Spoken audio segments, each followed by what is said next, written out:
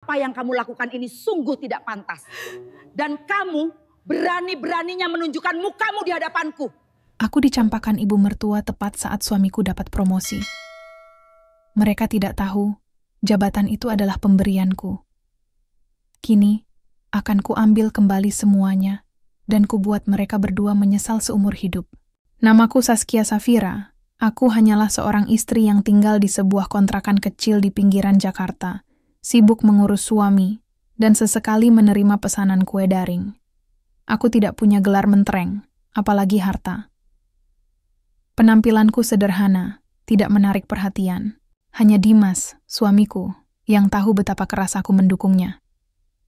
Kami menikah atas dasar cinta yang kupikir tulus. Aku mencintai Dimas Wicaksono yang pekerja keras, yang setiap pagi harus berdesakan naik KRL demi mencapai kantornya, PT Adhiaksa Gemilang. Namun, ada satu rahasia besar yang kusimpan rapat. Aku bukan hanya istri sederhana. Aku adalah pewaris tunggal dan CEO tersembunyi dari Safira Group, perusahaan induk yang membawahi ratusan perusahaan, termasuk PT Adhiaksa Gemilang. Aku merahasiakan identitas ini bukan karena takut kehilangan harta, melainkan untuk menguji satu hal, ketulusan cinta Dimas. Aku ingin tahu, apakah Dimas mencintaiku karena diriku, Saskia yang sederhana, ataukah ia hanya mencintai status, harta, dan gengsi yang bisa kuberikan. Ujian itu baru saja dimulai. Minggu lalu, Dimas pulang dengan wajah sumringah. Ia baru saja diumumkan sebagai manajer pemasaran. Kenaikan jabatan ini luar biasa, melompati banyak seniornya. Dimas mengira ini hasil kerja kerasnya yang dilihat direksi. Padahal, promosi itu adalah usulanku. Aku, sebagai pemegang saham mayoritas dan CEO, menggunakan koneksi dan sedikit manuver di balik layar untuk memberinya kesempatan. Ini adalah bagian dari rencanaku. Kuberikan dia kekuasaan dan uang, dan kulihat apakah dia akan tetap menjadi Dimas yang kucintai. Sayang, lihat ini. Dimas memelukku erat, menunjukkan kartu namanya yang baru. Aku manajer SAS. Kita akan pindah dari sini. Aku akan segera membelikanmu mobil baru. Aku tersenyum, meski ada sedikit rasa pahit. Aku bangga padamu, Mas. Tapi, kita bisa tetap di sini sampai semua utangmu lunas, kan? Uang itu lebih baik ditabung. Dimas melepaskan pelukan. Ekspresinya sedikit berubah. Ih, kamu ini. Selalu saja berpikir konservatif. Sekarang aku manajer SAS. Gengsi dong. Apa kata rekan-rekanku kalau tahu aku masih tinggal di kontrakan sempit begini? Jelas sekali, kata gengsi, sudah mulai masuk ke dalam kamus hidup Dimas. Namun orang yang paling terpengaruh dengan jabatan baru Dimas adalah mertuaku, Bu Rini. Sejak awal, Bu Rini tidak pernah menyukaiku. Coba lihat penampilanmu, Saskia. Katanya suatu sore saat berkunjung. Dimas sedang di kantor. Bu Rini menatapku. Dari ujung rambut sampai kaki ekspresinya penuh penghinaan. Dimas sekarang manajer pemasaran, punya networking dengan orang-orang kaya. Kenapa kamu masih pakai daster kumal begitu? Rambutmu juga diikat seadanya. Apa kata orang kalau istri manajer tampil seperti pembantu? Hatiku mencelos, tapi aku berusaha tersenyum sabar. Maaf, Bu, saya hanya nyaman begini di rumah. Nyaman? Bukan itu yang penting. Yang penting itu citra. Dimas itu butuh istri yang bisa diajak ke acara-acara elit, yang selevel.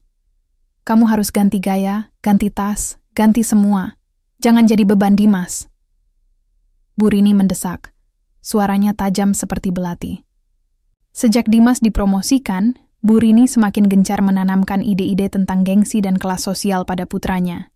Setiap kali mereka bertemu, aku bisa mendengar Bu Rini mendikte Dimas tentang bagaimana berpenampilan, bergaul, dan yang paling penting, bagaimana menjauhiku agar citranya tidak rusak. Aku mencoba berbicara baik-baik dengan Dimas malam itu. Mas, Ibu benar. Aku akan mulai merawat diri. Tapi, tolong jangan biarkan pekerjaan mengubah hati kita, ya. Dimas sedang sibuk membalas pesan di ponselnya. Ponsel yang sejak promosi selalu ia rahasiakan dariku. Dia bahkan sudah mengganti kata sandinya. Kamu ini bicara apa sih, Sas? Aku begini juga demi masa depan kita. Jawab Dimas tanpa melihatku. Dunia bisnis itu keras, sayang. harus pintar bergaul dan ya, penampilan itu nomor 1. Kamu harus mengerti itu. Tapi apa kamu harus menyembunyikan ponselmu dariku? Ada apa, Mas? Tanyaku, mencoba menahan rasa curiga. Dimas mendongak, matanya menatapku dingin. Bukan urusanmu, ini rahasia perusahaan. Jangan terlalu ikut campur ya. Kamu urus saja rumah dan pesanan kuemu itu. Seketika, hatiku terasa beku. Kata-katanya lebih dingin dari es. Dimas yang hangat, penuh perhatian, dan mau berbagi segalanya, perlahan menghilang, digantikan oleh seorang pria asing yang arogan dan penuh rahasia. Ujian ketulusan itu sepertinya akan gagal total. Aku tahu Dimas sedang berada di tepi jurang, dan Bu Rini mendorongnya semakin keras. Aku hanya bisa menunggu, melihat sejauh mana Dimas akan jatuh, sebelum aku memutuskan apakah aku harus mengakhiri sandiwara ini. Rahasia yang kubangun perlahan hancur oleh keserakahan yang muncul instan. Beberapa bulan berlalu sejak Dimas mendapatkan jabatan manajer. Setiap hari terasa seperti musim dingin yang berkepanjangan. Suamiku benar-benar berubah. Dimas yang dulu selalu bersemangat menceritakan pekerjaannya sepulang kantor, kini menutup diri. Ponselnya adalah benteng pertahanan. Selalu menghadap ke bawah, atau tersembunyi di saku jasnya yang baru dan mahal. Aku berusaha mati-matian untuk menyesuaikan diri. Aku mulai mengikuti saran Bu Rini, meski dengan berat hati, membeli beberapa pakaian yang lebih rapi, belajar merias wajah tipis. Aku ingin membuktikan bahwa aku bisa menjadi pendamping yang layak tanpa harus melepaskan diriku sepenuhnya. Namun, semua usahaku sia-sia. Dimas hanya melihatku sebagai gangguan. Jangan ikut ke acara gathering itu, Sas. Itu acara internal yang penting untuk networking, katanya suatu malam. Tapi, bukankah manajer lain membawa istri mereka? Aku bisa membantu melayani tamu, Mas. Jawabku lembut. Tidak perlu. Dimas menaikkan nada suaranya. Kamu tidak mengerti pembicaraan bisnis. Malah nanti aku repot harus menjelaskan. Kamu di rumah saja. Aku menunduk. Rasa sakit karena diabaikan kini berganti menjadi rasa sakit karena direndahkan. Dimas tidak hanya mengabaikanku, dia menganggapku sebagai aib. Ketegangan mencapai puncaknya menjelang acara syukuran besar yang diadakan oleh PT Adiaksa. Gemilang merayakan keberhasilan perusahaan di kuartal tersebut dan secara tidak langsung merayakan jabatan baru Dimas. Ini adalah acara sosial terbesar yang pernah Dimas hadiri sebagai manajer Bu Rini, yang kini merasa status sosialnya terangkat berkat Dimas, memaksa kami untuk membeli pakaian baru yang seragam. Malam itu, aku mengenakan gaun sederhana yang kupilih sendiri, elegan tapi tidak berlebihan, menghindari gaun-gaun mencolok yang disarankan Bu Rini. Saat kami tiba di Hotel Bintang 5, tempat acara itu digelar, lampu kristal dan musik orkestra terasa sangat kontras dengan hidupku yang sebenarnya dikontrakan. Baru saja kami melangkah masuk, Bu Rini menarik Dimas menjauh dariku. Dimas, jangan dekat-dekat istrimu dulu. Lihat gaunnya. Terlalu biasa. Kamu harus segera menyapa Tuan Hartono, bisik Bu Rini, matanya melotot ke arahku. Dimas mengangguk patuh, sama sekali tidak membelaku. Tunggu di sudut sana, Sas. Jangan membuat keributan ya. Aku ditinggalkan sendirian, di sudut ruangan, hanya ditemani segelas air mineral. Aku melihat Bu Rini memperkenalkan Dimas kepada sepasang suami istri elit. Tiba-tiba, seorang wanita muda berparas cantik dan berpakaian sangat modis mendekat.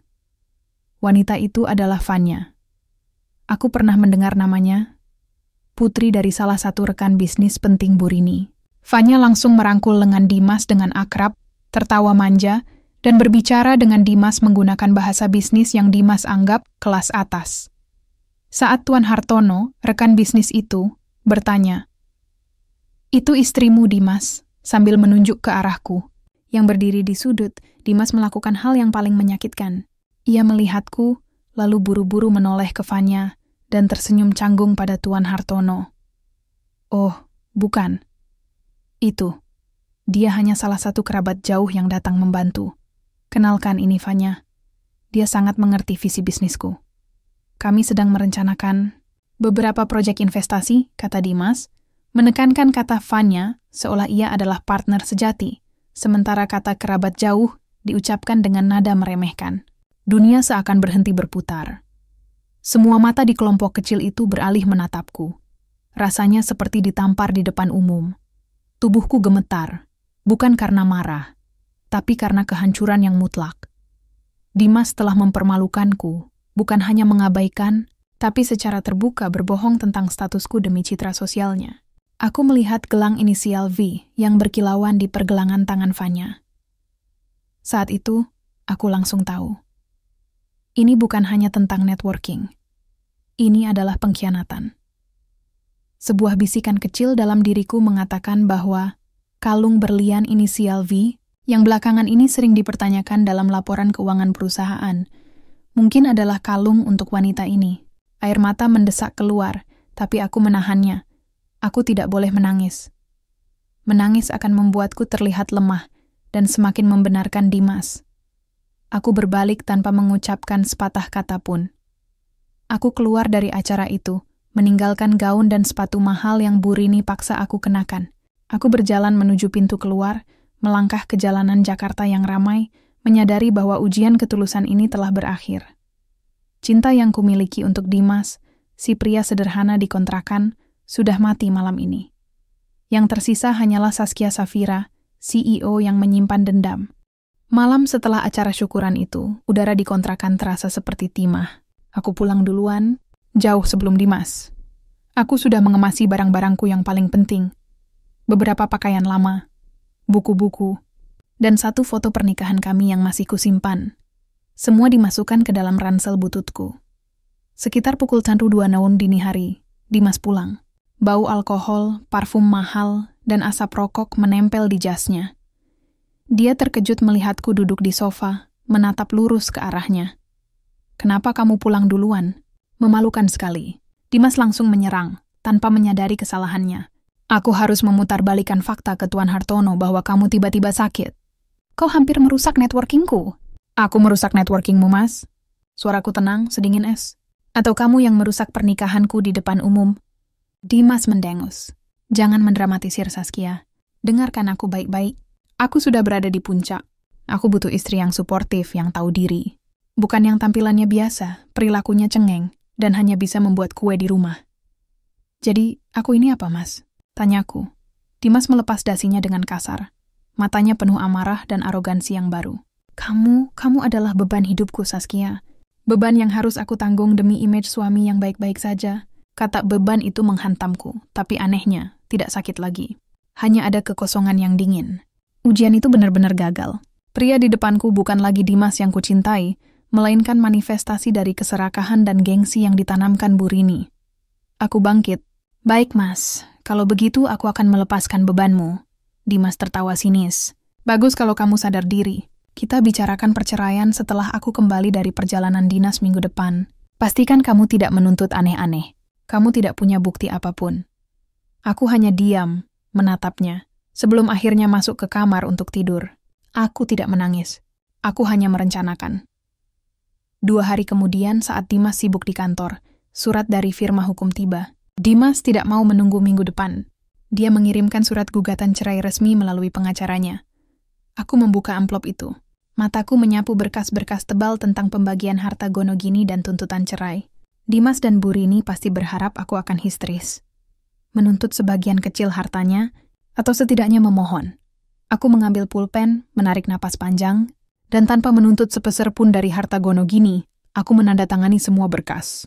Itu adalah tanda tangan termahal, dan paling membebaskan yang pernah kubuat. Aku segera memanggil sopir pribadiku. Sopir yang tidak pernah Dimas tahu keberadaannya dan meminta dia menjemputku. Dengan mobil hitam yang tidak mencolok. Sebelum pergi, aku meninggalkan satu catatan kecil di atas meja makan. Di sebelah berkas cerai yang sudah kutandatangani, "Selamat, Mas. Kamu resmi bebas dari bebanmu. Aku harap kebahagiaanmu sebanding dengan apa yang sudah kamu hancurkan." Aku keluar dari kontrakan itu untuk yang terakhir kalinya. Aku tidak menoleh ke belakang. Dalam waktu 1 jam, mobil itu membawaku ke sebuah penthouse mewah di jantung Jakarta. Properti milikku yang bahkan tidak pernah tersentuh oleh Dimas Pot, sopirku menyerahkan kunci. Aku masuk ke penthouse itu, meninggalkan pakaian sederhana di ransel bututku, dan mandi. Ketika aku keluar, aku bukan lagi Saskia istri Dimas. Aku adalah Ibu Saskia Safira, pemilik mutlak Safira Group. Di ruang kerjaku yang elegan, dengan pemandangan kota yang menakjubkan, aku menelepon sekretaris utamaku. Siapkan RUPSLB, Rapat Umum Pemegang Saham Luar Biasa, PT Adiaksa Gemilang secepatnya. Hari Jumat, agenda, peninjauan kinerja manajer pemasaran, perintahku dengan suara tegas dan tanpa emosi. Baik, Ibu, Dimas Wicaksono akan terkejut, kata sekretarisku. Bukan hanya terkejut, sahutku, menatap foto Dimas yang masih kupajang sebagai pengingat pahit. Dia akan hancur. Aku duduk di kursi kebesaranku. Kecerobohan terbesar Dimas bukan menceraikanku. Kecerobohan terbesarnya adalah, ia menceraikan pemilik mutlak dari perusahaan yang memberinya makan. Pembalasan itu bukan lagi masalah emosi, ini adalah masalah bisnis, penegakan integritas, dan karma yang harus dibayar lunas. Perang telah dideklarasikan, dan aku adalah ratu catur yang memegang semua bidang. Hari Jumat tiba. Ini adalah hari penghakiman. Aku mengenakan setelan bisnis couture berwarna abu-abu gelap, rambutku disanggul rapi. Penampilanku memancarkan otoritas mutlak. Aku bukan lagi wanita yang disuruh menunggu di sudut ruangan. Aku adalah pengambil keputusan. Aku tiba di gedung PT Adiaksa Gemilang, kantor Dimas. Seluruh jajaran direksi dan staf kunciku sudah menungguku. Bahkan sebelum rapat dimulai, kabar tentang RUPSLB mendadak ini sudah menyebar dan menimbulkan kegaduhan di jajaran direksi. Aku masuk ke ruang rapat utama. Ruangan itu didominasi meja kayu panjang dan kursi kulit mahal. Di ujung meja, di kursi pimpinan yang seharusnya kosong, aku duduk. Posisi itu adalah milikku, sebagai pemegang saham mayoritas. Sekretarisku mengumumkan dengan suara lantang, "Selamat pagi. Rapat Umum Pemegang Saham Luar Biasa PT Adiaksa Gemilang dibuka oleh Ibu Saskia Safira, CEO Safira Group." Semua orang berdiri. Dimas masuk terakhir, tampak percaya diri, mengenakan jas mahal yang dulu ia pamerkan. Ia berjalan ke kursinya, bersiap duduk. Wajahnya yang angkuh mendadak kaku, sedetik setelah ia melihatku. Mata Dimas membelalak. Ia berhenti, terpaku di ambang pintu, seolah melihat hantu. "Saskia?" Suaranya bergetar, hampir tidak terdengar. Aku menatapnya dengan pandangan tanpa emosi. "Selamat pagi, Bapak Dimas Wicaksono. Silakan duduk. Rapat akan segera dimulai," kataku. Suaraku datar dan dingin, tidak lagi memanggilnya Mas. Seluruh ruangan sunyi. Para direktur yang tahu identitasku menunduk hormat. Mereka yang tidak tahu menahan napas, bingung melihat istri kerabat jauh yang diceraikan Dimas kini duduk di kursi kekuasaan tertinggi. Dimas akhirnya duduk, wajahnya pucat pasi, matanya penuh ketakutan. Ia akhirnya mengerti. Wanita yang baru saja ia ceraikan karena dianggap beban dan tidak selevel adalah bos dari bosnya. Dia menceraikan pemilik mutlak perusahaan yang dia banggakan. Aku membuka rapat. Tidak ada basa-basi. Ini adalah urusan bisnis. Agenda hari ini adalah evaluasi kinerja dan integritas manajer pemasaran, Bapak Dimas Wicaksono, dalam 6 bulan terakhir, ujarku. Aku mulai mempresentasikan dataku. Itu adalah data akurat yang kubuat sendiri. Aku membedah proyek-proyek yang Dimas klaim sebagai keberhasilannya, menunjukkan bagaimana sebenarnya proyek-proyek itu melenceng dari anggaran dan target kinerja. Bapak Dimas Wicaksono di kuartal terakhir. Ini adalah di kegagalan memenuhi target key performance. Indikator mencapai 40%, kataku, mengetuk meja. Dimas mencoba membantah. Tapi Bu, itu karena kondisi pasar. Lagi pula, saya berhasil membangun koneksi dengan... Aku mengangkat tangan memotongnya. Koneksi yang Anda bangun tidak menghasilkan profit, Bapak Dimas. Justru menghasilkan konflik kepentingan. Aku menggeser map lain. Bagian kedua, pelanggaran etika dan penyalahgunaan wewenang. Aku menyajikan bukti visual. Invoice pembelian kalung berlian inisial V yang dibayar menggunakan dana entertain perusahaan. Laporan pengeluaran perjalanan dinas yang tidak relevan, dan skema hadiah mewah untuk Fanya dan keluarganya. Semuanya dicatat sebagai biaya representasi klien vital. Dimas tergagap. Itu adalah kebutuhan. Untuk klien penting. Aku menatap matanya, memaksanya melihat kebenaran. Klien penting atau selingkuhan baru Anda, Bapak Dimas? Saya punya bukti transfer dana perusahaan ke rekening pribadi Fanya. Total kerugian perusahaan mencapai ratusan juta rupiah. Wajah Dimas benar-benar kehilangan warna. Bu Rini dan gengsi sosialnya telah membutakan Dimas, sampai-sampai ia mencampurkan urusan pribadi yang memalukan dengan aset perusahaan. Sebagai CEO Safira Group, saya menjunjung tinggi integritas. Penyalahgunaan wewenang dan korupsi, Sekecil apapun, tidak bisa ditoleransi, kataku. Suaraku tegas dan mutlak. Aku menarik napas. Ini adalah momen yang paling kutunggu. Aku menatap Dimas untuk terakhir kalinya, tidak dengan amarah, tetapi dengan belas kasihan dingin. Maka, dengan wewenang penuh sebagai pemegang saham mayoritas, saya memutuskan Bapak Dimas Wicaksono dipecat dari jabatan manajer pemasaran PT Adiaksa Gemilang. Pemecatan ini berlaku segera dan dilakukan secara tidak hormat. Seluruh ruangan terdiam. Beberapa direktur mengangguk setuju. Dimas, pria yang dulu berjalan angkuh, kini hanya bisa terdiam. Air mata penyesalan mulai membasahi matanya. Anda diberi waktu 15 menit untuk mengosongkan meja Anda dan menyerahkan semua aset perusahaan. Security, silakan dampingi Bapak Dimas keluar, perintahku. Saat Dimas diantar keluar oleh security, tubuhnya tampak rapuh dan hancur. Ia mencoba meraih tanganku, memohon, "Sas, tolong, jangan. Aku janji." Aku menarik tanganku, mempertahankan jarak. "Permintaan maaf Anda datang terlalu terlambat, Bapak Dimas. Selamat tinggal."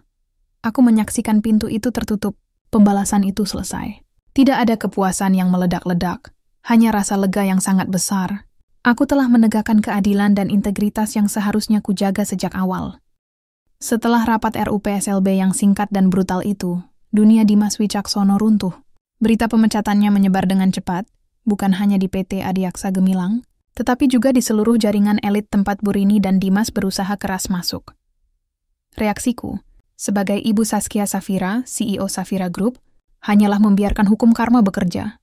Aku telah menegakkan keadilan di perusahaan, sisanya adalah urusan mereka. Langkah pertama karma datang dari Fanya. Aku mendapat laporan dari tim keamananku bahwa Fanya, begitu tahu Dimas dipecat dan terlibat skandal penyalahgunaan dana, segera memutus hubungan. Fanya bukan mencari cinta, dia mencari status. Begitu status Dimas hilang, dia pergi, bahkan menuntut agar hadiah-hadiah mahal yang diberikan Dimas, termasuk kalung inisial V, dikembalikan, karena ia takut terseret masalah hukum. Bu Rini adalah pihak yang paling histeris. Ia meneleponku berkali-kali, mengutuk dan memohon secara bergantian. "Saskia, kamu tidak punya hati. Kamu menghancurkan masa depan anakku. Dimas sudah minta maaf. Kamu harus membatalkan pemecatannya," teriak Bu Rini melalui telepon. "Permintaan maaf tidak menghapus kejahatan, Bu Rini." Jawabku dingin.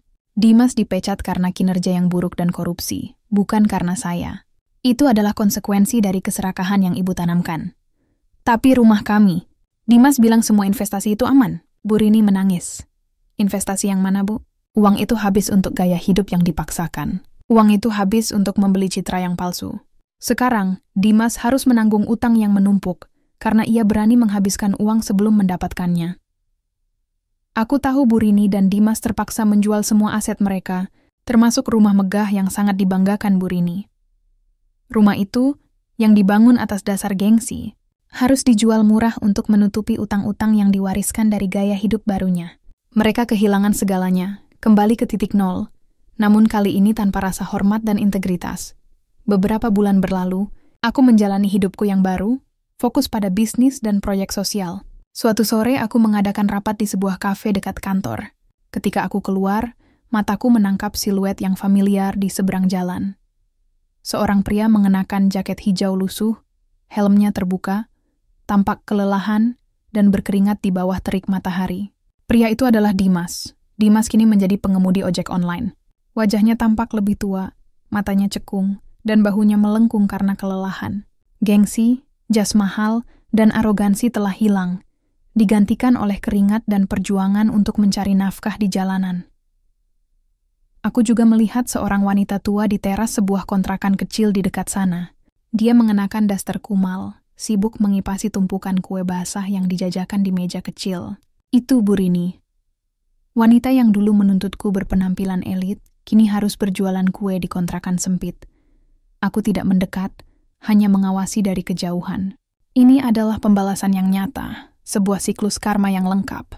Mereka menyingkirkanku dari kontrakan karena latar belakangku, dan sekarang mereka kembali ke kontrakan setelah kehilangan segalanya. Tiba-tiba, Dimas melihatku, matanya yang lelah melebar. Dia mematikan mesin motornya, berlari menyeberangi jalan, dan berdiri di hadapanku dengan napas terengah-engah. Saskia. Suaranya pecah. Aku menatapnya.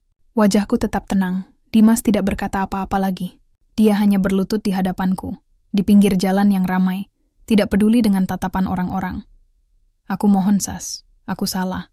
Aku menyesal. Aku hancur. Aku kehilangan segalanya. Aku tahu aku bodoh, aku serakah. Aku menceraikan berlian demi sepotong kaca, katanya. Air mata mengalir deras di wajahnya yang kotor. Tolong, kembalilah. Aku akan melakukan apapun. Aku akan kembali ke kontrakan kita yang dulu. Aku akan meninggalkan dunia bisnis. Aku hanya butuh kamu, Saskia. Aku memandang ke sekeliling. Penyesalan Dimas mungkin tulus, tapi sudah terlambat. Aku membungkuk, tidak untuk memeluknya, tetapi untuk berbicara pelan. Aku memaafkanmu, Dimas. Dia mendongak, matanya penuh harap. Tapi aku tidak bisa kembali, lanjutku. Cinta itu sudah mati di malam syukuran, saat kamu menyebutku kerabat jauh dan beban. Kepercayaan itu sudah hancur berkeping-keping. Kamu tidak menceraikan istri yang sederhana. Kamu menceraikan harga dirimu sendiri. Aku berdiri tegak. Jadilah pria yang lebih baik, Dimas. Bukan untukku, tapi untuk dirimu sendiri. Kamu sudah mendapatkan karma yang pantas kamu dapatkan. Sekarang jalani hidupmu dengan integritas, kataku. Aku berbalik dan masuk ke mobil. Saat mobilku melaju, aku melihat Dimas masih berlutut, menatap kepergianku. Aku telah memaafkan, tetapi penolakan kembali adalah kemenangan sejati. Aku menolak untuk menghidupkan kembali cinta yang hanya akan didikte oleh uang dan gengsi. Aku memilih kebahagiaan dan integritas yang kurai sendiri. Peristiwa di pinggir jalan itu, ketika Dimas berlutut, adalah penutup buku lama. Setelah itu, aku tidak pernah mencari tahu lagi tentang nasibnya atau Bu Rini. Aku telah memberikan pengampunan dan penolakan, dua hal yang diperlukan untuk menutup bab ini sepenuhnya. Kemenangan sejati bukanlah melihat Dimas jatuh, melainkan menggunakan kekuatanku untuk hal yang benar. Sebagai CEO Safira Group, aku kini fokus menerapkan integritas dan visi sosial yang dulu kusembunyikan. Aku memimpin perusahaan dengan tangan dingin, tetapi hati yang hangat. Aku memastikan bahwa setiap anak perusahaan, termasuk PT Adiaksa Gemilang yang sudah kubersihkan, beroperasi dengan etika yang sempurna. Aku juga memulai program mentoring bagi karyawan wanita muda, mendorong mereka untuk berani memimpin tanpa harus mengorbankan nilai-nilai diri mereka. Namun, proyek yang paling kusukai adalah proyek Safira Abadi. Ini adalah proyek perumahan terjangkau bersubsidi yang modern dan layak huni, ditujukan untuk masyarakat berpenghasilan rendah. Sebuah kontras total dengan mentalitas elit dan gengsi yang membuat Dimas dan Bu Rini hancur. Proyek ini membuatku harus bekerja sama dengan banyak pihak, termasuk tim arsitek dan perencanaan. Disinilah aku bertemu dengan Raffi. Raffi adalah seorang arsitek yang sangat berprinsip. Dia muda, cerdas, dan yang terpenting dia tulus. Ia tidak tahu latar belakangku yang sebenarnya. Ia hanya tahu bahwa aku adalah Ibu Saskia Safira, CEO yang visioner. Dia tidak terintimidasi oleh kekayaanku, dia hanya terpesona oleh gagasanku tentang pembangunan yang berkelanjutan dan adil. Saat kami rapat, dia sering mengenakan kemeja yang sederhana, dan ide-idenya selalu berpusat pada bagaimana membuat hunian itu nyaman, bukan sekadar terlihat mewah. Dia peduli pada kualitas hidup, bukan citra. Ibu Saskia, kita harus pastikan pencahayaan alami dan sirkulasi udaranya sempurna. Masyarakat berhak mendapatkan rumah yang sehat, bukan hanya murah, kata Raffi suatu hari. Semangatnya mengingatkanku pada Dimas yang dulu, sebelum gengsi merusaknya. Tentu, Raffi. Kita bangun dengan hati, bukan hanya dengan modal, jawabku, senyum tulus pertama yang kurasakan setelah sekian lama muncul di wajahku. Raffi, dan aku sering menghabiskan waktu di luar urusan pekerjaan, membahas buku, seni, dan bahkan perjuangan sosial. Dia tidak pernah memintaku untuk membeli tas mewah, mengubah penampilanku, atau membawanya ke acara-acara elit. Dia menyukai Saskia yang berbicara dari hati, yang memimpikan keadilan sosial. Suatu malam, setelah meninjau lokasi proyek hingga larut, Raffi menatapku. Ibu Saskia, saya harus jujur. Saya sangat mengagumi Anda.